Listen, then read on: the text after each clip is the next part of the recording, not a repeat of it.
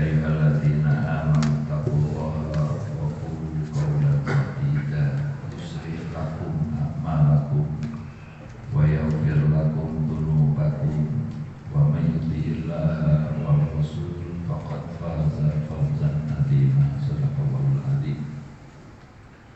Segenap pengurus musala al-zakirin, para orang tua, para guru, para asatidzah, Bapak Ibu jamaah subuh yang dimuliakan Allah.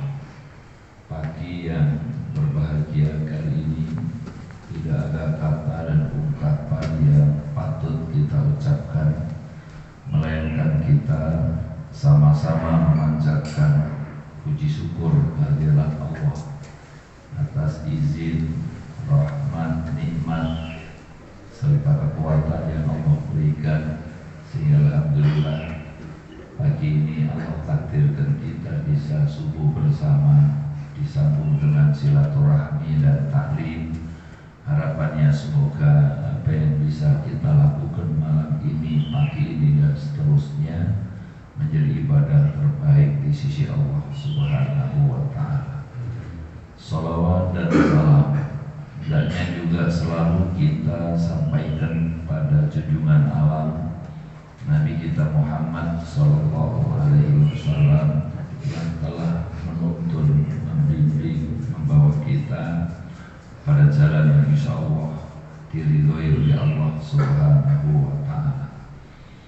Bapak Ibu, saudara yang dimuliakan Allah, ada resep cara yang ditawarkan oleh Allah Subhanahu wa ta'ala gimana supaya kita selalu menjadi orang yang beruntung.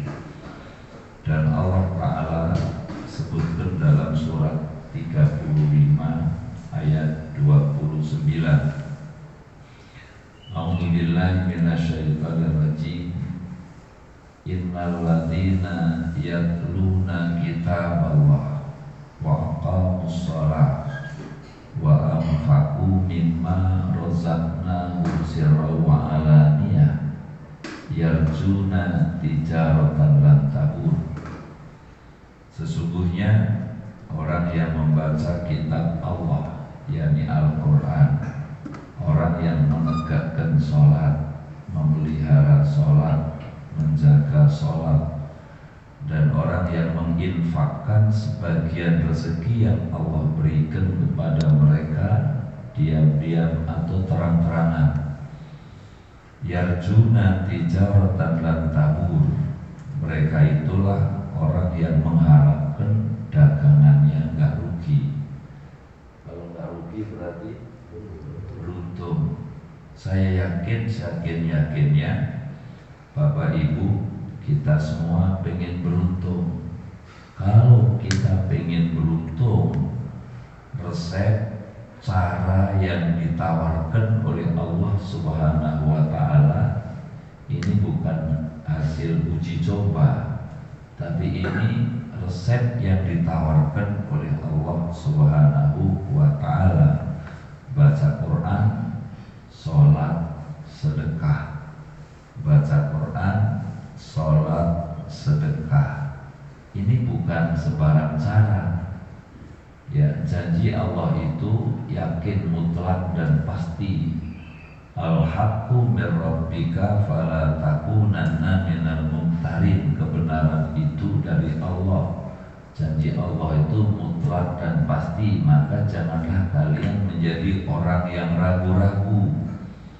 Kalau pengen beruntung, yang mesti didawamkan, yang mesti dilakukan, yang pertama yaitu basahilah lidahmu ya dengan Al-Quran. Sibukkan diri dengan Al-Quran. Bacalah Al-Quran. Dalam hadis disebutkan, Iqra'ul Quran fa innahu ya'ti yaumal qiyamah syafi'an li ashabi. Bacalah Al-Quran, Al-Quran bakal datang nanti di hadapan Allah pada hari kiamat menjadi syafi'an, menjadi syafaat, menjadi pembela bagi pembacanya. Bapak Ibu Saudara yang dimuliakan Allah, membaca Al-Quran baru meyakini saja bernilai. Baru meyakini kebenaran Al-Quran, Allah siapkan hadiah, Allah siapkan bonus.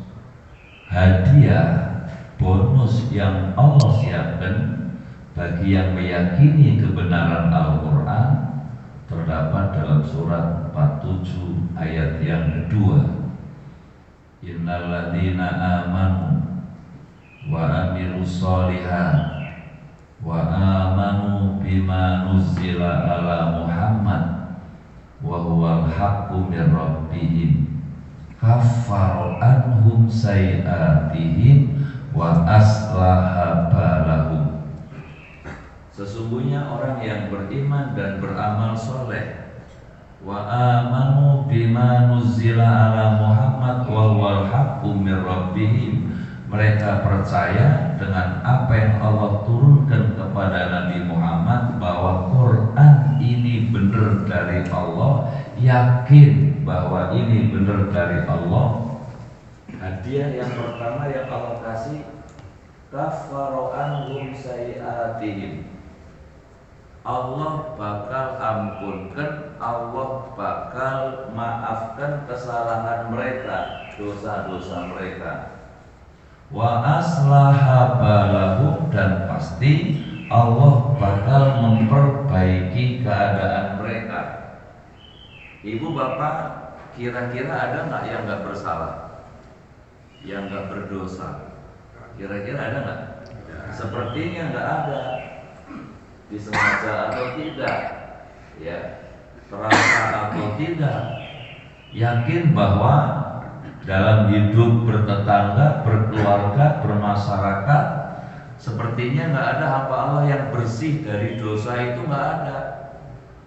Dan itu juga yang Allah katakan di dalam firman-Nya, ya kalau nggak salah surat 24 ayat 21, ya ayyuhalladzina amanu la tattabi'u khutuwati syaitan wa may yattabi' khutuwati syaitan fa innahu ya'muru bil fahsya'i wal munkar falaula fadlullahi 'alaikum wa rahmatuhu ma zaka minkum min ahadin abada walakinnallaha yuzakki may yasha. Wahai orang yang beriman, kalian jangan mengikuti cara-cara setan. Setan itu hanya mengajak berbuat keji dan mungkar. Maka sekiranya bukan karena karunia Allah, rahmat Allah, maksudnya ampunan Allah, ma zaka minkum min ahadin abada, tak seorang pun dari kamu, dari kita yang bersih dari dosa selama-lamanya. Dan itu yang kita rasakan. Mungkin salah mikir, mungkin salah lihat, mungkin salah dengar, mungkin salah ngomong, mungkin salah ambil, mungkin salah tanda tangan, atau mungkin salah sangka, banyak salah. Ma zaka minkum min ahadin abada. Allah katakan tak seorang pun dari kamu, dari kita yang bersih dari dosa selama-lamanya. Walakinnallaha yuzakki may yasha, tetapi Allah bakal membersihkan, merehabilitasi siapa yang Allah kehendaki. Caranya diantaranya percaya saja sama Al-Quran, Allah ampunkan kesalahan mereka. Ini benar dari Allah. Kaffara anhum sayi'atihim, Allah ampunkan kesalahannya, yakin bahwa ini benar, hakul yakin. Ini bukan rekayasa dari Nabi Muhammad, bukan bikinan Nabi Muhammad, tapi wahyu dari Allah. Wa ma yantiqu anil hawa in huwa illa wahyu yuha. Apa yang disampaikan Muhammad SAW itu bukan maunya beliau, tapi ini wahyu dari Allah Subhanahu wa ta'ala. Yang kedua, wa aslaha balahum. Ya, kita meyakini kebenaran Al-Quran, Allah perbaiki keadaan mereka, dan itu dirasakan oleh Khalifah Umar bin Khattab. Khalifah Umar bin Khattab itu Beliau lebih dulu masuk Islam dari keluarganya gitu kan. Adik Khalifah Umar lebih dulu masuk Islam dari Khalifah Umar. Khalifah Umar sebagai kepala suku tersinggung berat adiknya masuk Islam mengikuti agama yang dibawa Nabi Muhammad SAW. Kebiasaan orang Arab kalau tersinggung yang dicari pedang, ya mau menyelesaikannya dengan pedang. Saat berhadapan dengan sang adik Khalifah Umar bin Khattab, tiba-tiba adik Khalifah Umar itu baca surat Toha. Surat Toha yang beliau baca ayat 1 sampai ayat 14. Ayat 14 di situ dikatakan innani anallah la ilaha illa ana fa'budni wa aqimis sholata li dzikri. Innani anallah, sesungguhnya aku adalah Allah. La ilaha illa ana, tidak ada ilah Tuhan yang patut disembah kecuali aku. Ya. Kemudian ya, la ilaha illa ana fa'budni, ibadahlah kalian kepadaku, wa aqimis sholata li dzikri, tegakkan sholat untuk mengingat aku. Mendengar ayat ini yang siap tadi? Siap melepaskan pedang, pedang sudah di tangan, tiba-tiba gemeter pedang jatuh. Diambil sama adik Khalifah Umar. Lalu bang, ini pedang, kalau abang mau menyelesaikan dengan pedang silahkan, adikmu siap. Ya silahkan. Apa kata Khalifah Umar? Iqra marratan ukhra. Baca sekali lagi, baca lagi surat Toha tadi sampai ayat 5:14, gemetar lagi pedang jatuh, diambil lagi. Abang silahkan, jangan ragu-ragu, ini adikmu. Jangan ragu-ragu menyelesaikan adikmu dengan pedang. Apa kata Khalifah Umar yang ketiga kalinya? Iqra marratan ukhra. Baca sekali lagi, dibacakan sekali lagi, keluar dari lisan Khalifah Umar. Aina Muhammad? Mana Muhammad? Amantu bika ya Rasulullah, aku percaya kepada engkau wahai utusan Allah. Allah perbaiki karena yakin bahwa yang dibaca adik Khalifah Umar itu wahyu Allah. Yang dibaca bukan rekayasa, bukan bikinan dari Nabi Muhammad, bukan maunya Nabi Muhammad, tapi wahyu dari Allah. Baru meyakini, apalagi mau membaca, apalagi mau memahami, mau mengamalkan dalam kehidupan sehari-hari. Yakinlah, semoga Al-Quran inilah yang akan nolong kita nanti di hadapan Allah. Al-Quran inilah yang akan membela kita nanti di hadapan Allah Subhanahu wa ta'ala. Karena ini jalan hidup kita, ini yang harus diikuti, ini yang harus didengar. Buka surat 6 ayat 153. Allah berfirman, wa anna hadza sirati mustaqima fattabi'u wa la tattabi'us subula fatafarraqu bikum an sabili dzalikum wasaqum bihi la'allakum tattaqun. Wa anna hadza, sesungguhnya ini Quran, sirati, jalanku, mustaqima, yang lurus, yang benar. Ya, insya Allah nggak salah, ini jalan hidupku yang lurus, yang benar. Fattabi'u, Allah perintahkan ikutin dia. Wala tattabi'us subula fatafarraqu bikum an sabili, jangan ikutin yang lain yang membuat jalanmu terpecah belah. Dzalikum wasaqu bihi la'allakum tattaqun. Yang demikian itu wasiat Allah, perintah Allah agar kita menjadi orang yang bertakwa. Jadi perintah Allah ikutin dia, dengerin dia. Kalau maunya orang lain jangan dengerin Quran, maunya orang lain jangan baca Al-Quran, maunya orang lain jangan amalkan Al-Quran. Dan itu yang Allah abadikan juga dalam surat 41 ayat yang ke-26 kalau nggak salah. 41 ayat 26. Wa qala alladziina kafaru.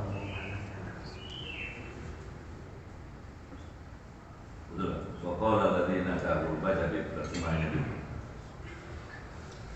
Ayat 26.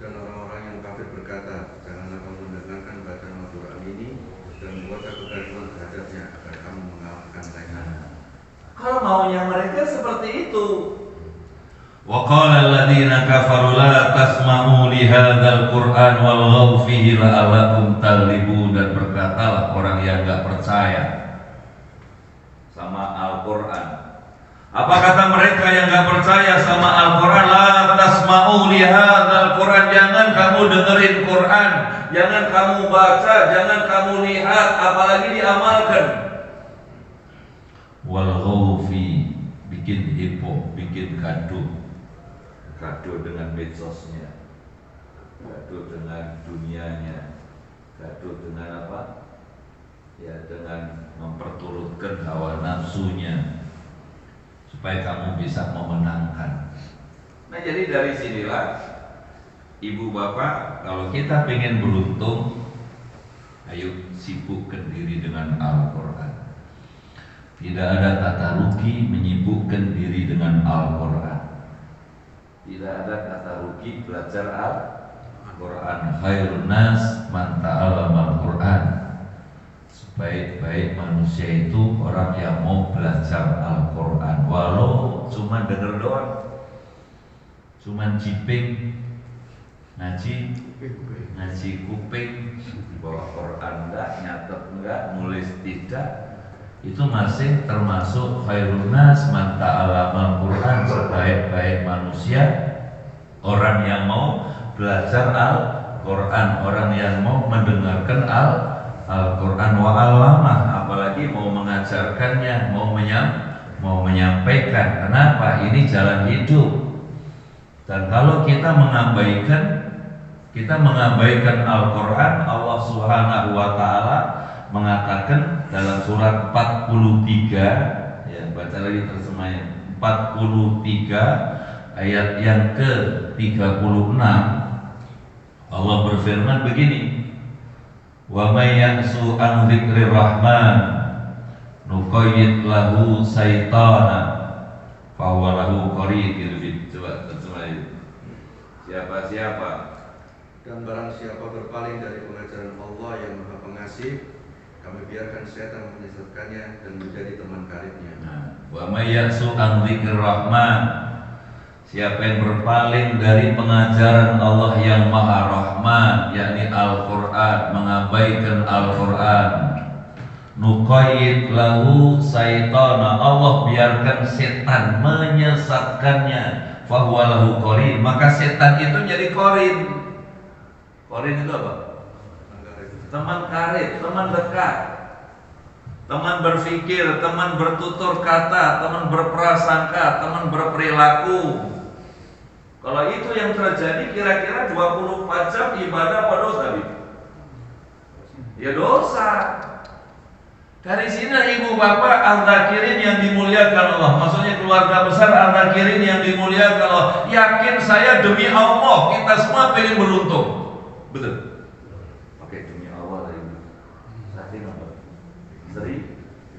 Seriusnya, saking seriusnya kita semua pengen beruntung, Sekali lagi, kalau pengen beruntung, sibukkan diri dengan Al-Quran. Tidak ada kata terlambat, dan Allah Subhanahu wa taala sendiri katakan bahwa insya Allah Quran ini gampang, kata Allah.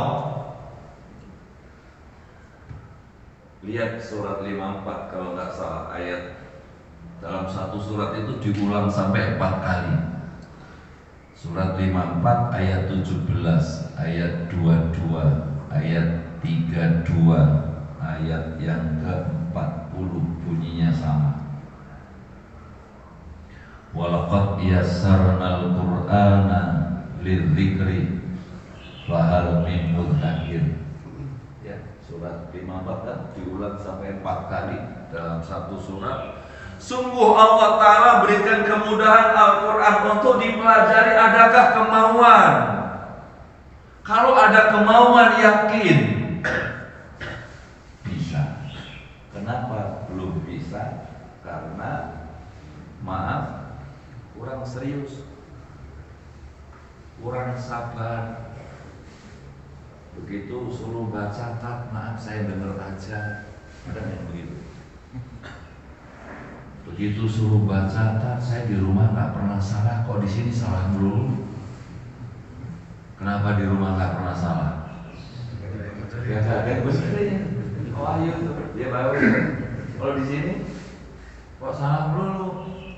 Nah jadi Bapak Ibu Saudara sekalian, walaqad yassarnal Quran, semua Allah kasih kemudahan.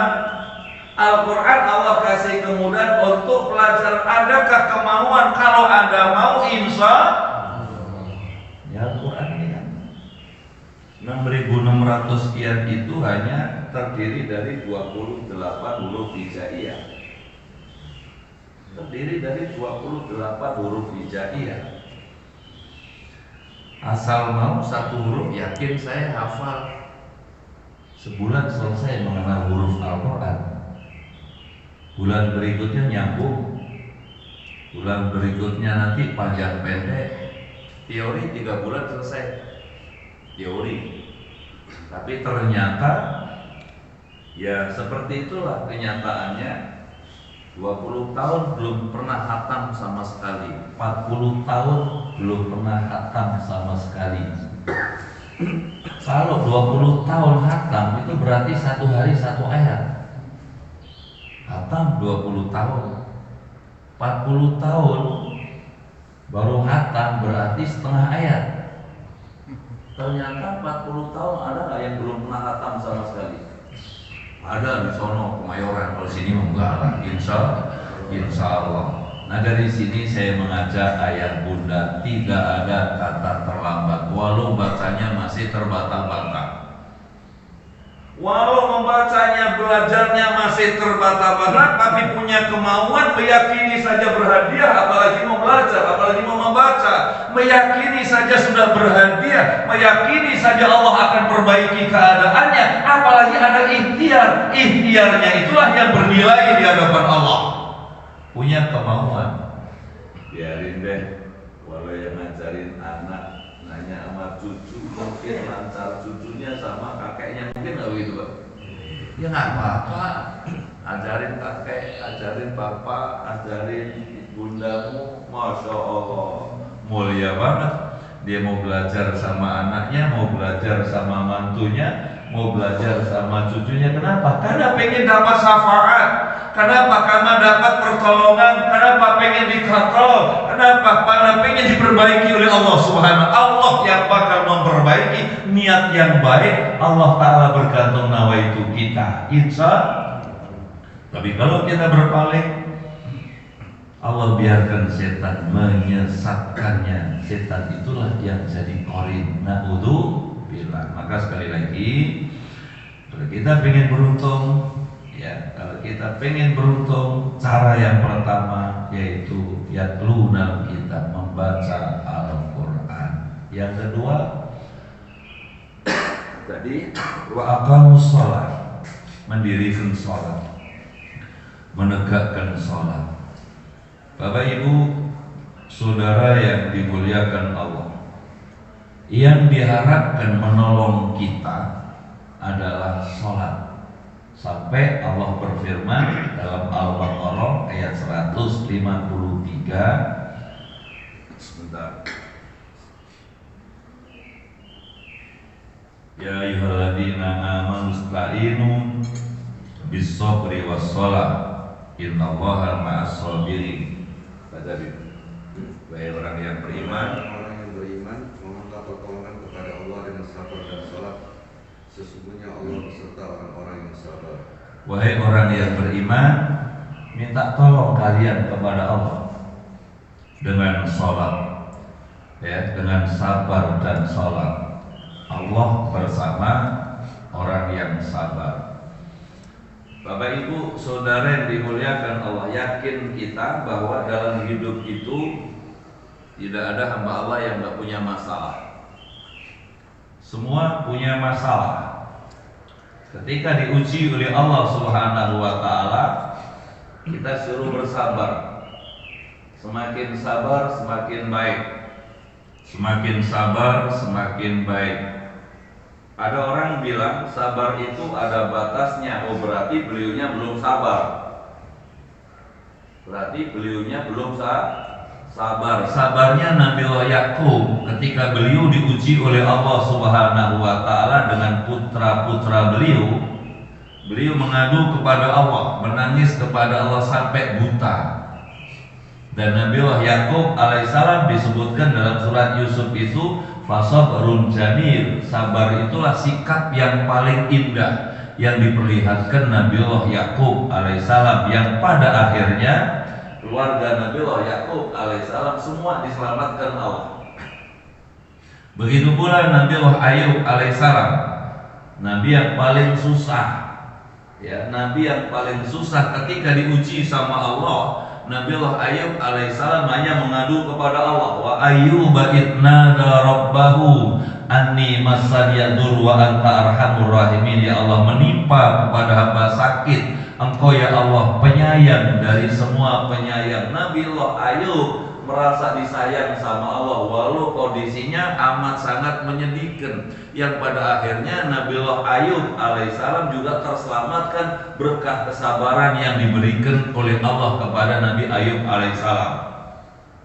Ibu bapak setelah sabar dan sabar, larinya mendekatkan diri kepada Allah dengan sholat, karena sholat itu komunikasinya kepada Allah. Tadi disebutkan innani anallah la ilaha illa ana fa'budni wa aqimis sholat lidzikri. Tegakkan sholat mengingat aku. Sholat itu ingat sama Allah. Yang diingat itu bukan masalahnya, tapi yang diingat itu Allah.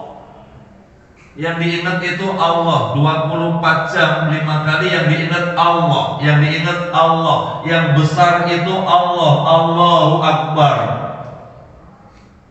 Ya, jadi yang diingat itu siapa? Allah Subhanahu wa ta'ala. Kita akan kembali kepada Allah. Kita akan menghadapi pertanggungjawaban di hadapan Allah. Dan sholat itu kewajiban kita kepada Allah, keperluan kita kepada Allah. Kita yang perlu, kita yang butuh.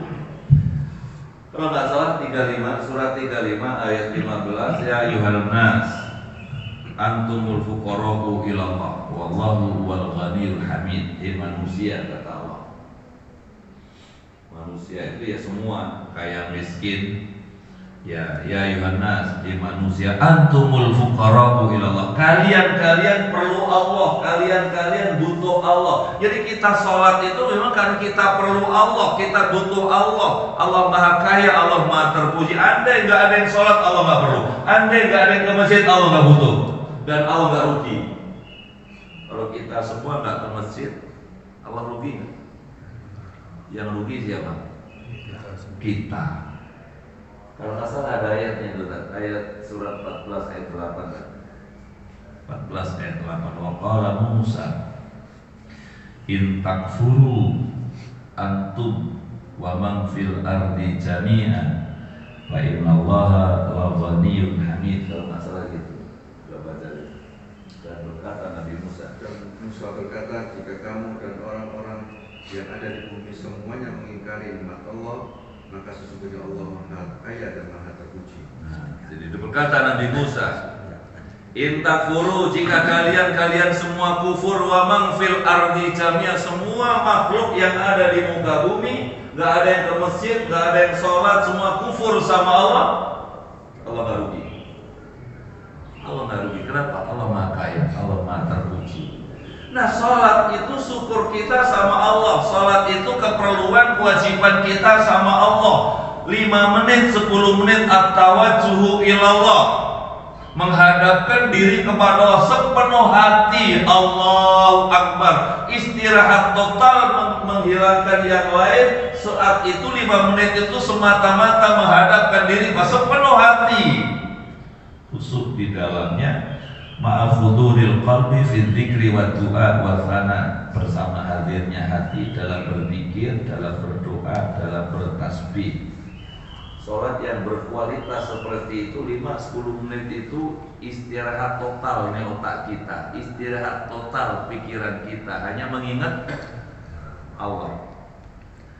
Berapa menit biasanya? 5 deh sampai 10 menit ya, lebih 10 menit. 10 menit kali 5 50 kali 24 jam. Berapa persen itu dari waktu yang Allah kasih? 50 menit kali 24 jam. Nah, Pak Wahyu hitung itu berapa menit? Ada 1% nggak Pak Wahyu? Berapa persen itu? berapa persen? Yang 50 menit kan satu hari kali 24 jam ya, 24 jam 0,3. Masya Allah, belum ada 1%. Belum ada 1% dari waktu yang Allah kasih. Anggapnya 1%. 1% itulah yang menentukan kita ini mulia atau tidak, kita ini orang berhasil atau tidak, kita ini terhormat atau tidak, dilihat dari yang 1% itu. Dan cara Allah menguji kita ini orang baik atau tidak, orang ahli ibadah atau tidak, nanti Allah akan katakan, coba kamu sujud, coba kamu rukuk. Ada di 68 di surat 68 ayat 42 43. Yauma yuksafu an sakin wa yud'auna ila sujud fala yastati'un khasi'atan absaruhum tarhaquhum dhillah wa qad kanu yud'auna ila sujud wa hum salimun. Surat 68 ayat 42 dan 43. Pada hari betis disingkap. Pada hari ketika betis disingkapkan dan mereka disuruh untuk bersujud, maka mereka tidak mampu. Terus bab 3-nya, pandangan mereka tertunduk ke bawah, diliputi kehinaan. Dan sungguh dahulu di dunia mereka telah diseru untuk bersujud pada waktu mereka sehat, tetapi mereka tidak melakukannya. Nah, pada hari betis disingkap, maksudnya pada hari tidak ada rahasia di hadapan Allah. Kita akan ketemu hari di mana hari itu Allah buka apa adanya. Yang baik kelihatan baik, yang nggak baik kelihatan sesuai dengan masa lalunya masing-masing. Lalu fayud'auna ila sujud. Ya, cara untuk mengetahui ini orang baik apa enggak, Allah suruh coba sujud kamu. Coba Pak Wahyu sujud. Langsung sujud. Kenapa? Karena ketika di dunia biasa sujud, mereka yang nggak biasa sujud fala yastati'un, mereka nggak mampu. Rukuk saja, duduk bersila seperti kita, kalau nggak biasa gimana Pak? Oh sakit luar biasa, rukuk begitu, sakitnya luar biasa. Fala yastati'un, mereka nggak sanggup. Kalau mereka nggak sanggup, khasi'atan absaruhum tarhaquhum dhillah, pandangan mereka menunduk ke bawah, ketakutan yang luar biasa. Kok bisa begitu? Wa kanu yud'auna ila sujud, adalah ini orang ketika di dunia dalam keadaan terbaik, status sosial terbaik, ekonomi terbaik, kesehatan terbaik, pendidikan terbaik, suruh rukuk, suruh sujud tapi nggak dikerjain. Ada nggak yang begitu kira-kira? Di luar sono banyak. Sini nggak ada Di sini ya enggak, dari subuh kok gimana Pak? Di sini mah alhamdulillah ahli sujud. Insya Allah kalau nanti di sana suruh sujud Allahu Akbar. Kalau sudah Allahu Akbar, insya Allah aman. Insya Allah. Makanya kalau ingin beruntung, aqamus shalah, tegakkan sholat, pelihara sholat. Apalagi subuh seperti ini. Subuh seperti ini spesial. Kenapa subuh seperti ini spesial? Karena subuh seperti ini disaksikan para malaikat. Malaikat tugas malam, malaikat tugas siang menyaksikan subuh kita. Dan saat subuh seperti ini ada 2 rakaat ringan yang nilainya lebih baik dari bumi seisinya. Berarti ini konglomerat semua. Lebih kaya dari Lin Swiliong, ya. Lebih kaya dari Lin Swiliong, ya daripada Sambo, pada Sambo. Ya, walau punya triliunan gitu kan. Nah, di bunkernya ya kita juga punya bunker yang dibawa mati gitu kan. Nah, kalau orang mati itu kan bawa 3 hal gitu kan, yang 2 balik, yang 1 ngikut gitu kan. Nah yang 1 ini subuhnya tadi itu yang ngikut, menjadi konglomerat ya, dunia dapat akhirat dapat.